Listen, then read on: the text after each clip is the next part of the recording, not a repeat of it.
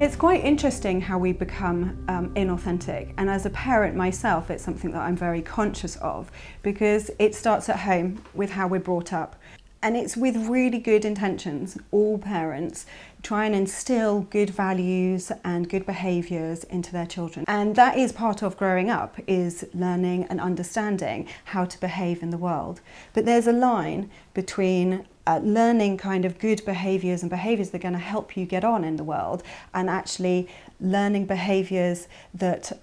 instill extrinsic values in yourself, and therefore are only done because it gives you some kind of reward from outside. So rather than learning to trust yourself and what feels good for you and what works for you as a person, which is your intrinsic set of values and behaviours, often parents just kind of force ideas and values and things like competitiveness onto their children, and so those things become external values, and that's the beginning of inauthenticity, because you're suddenly behaving and being a person because it's right for somebody else, because it gets a tick in the box from mummy and daddy, and of course that gets reinforced then at school. Actually, we had this very funny example of this at our children's school recently, where the headmaster used the analogy with the Bake Off, the TV series, the Bake Off, and he said that you as parents have done a fantastic job of preparing a batter, putting the ingredients together and putting it in in some kind of bakeware tin. And now you've chosen the school, which is the oven, and you need to put the tin into the oven and close the door and trust that us, the school, are going to bake you a perfect cake. And I don't know if I was the only parent there thinking that that was such an odd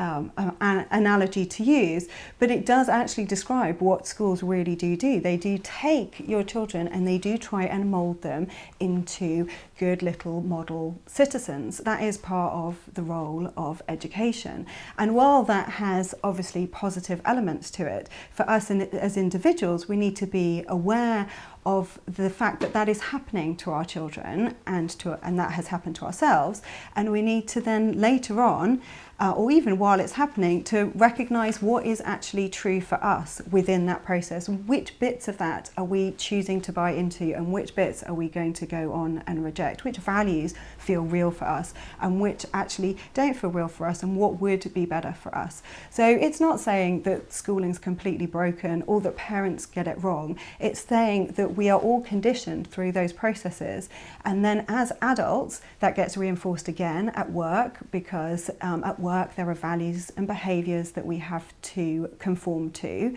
if we want to progress and if we want to be seen in the right way, leadership behaviours, management behaviours and all these things. And that's all well and good, it's a structure, but we have to realise that it's a structure, and within that we can be authentic, and to do that we then have to choose who we are and choose our values and do some self-reflection so that we can understand the box, the limits within which we work, but apply our authentic self and our authentic meaning to that.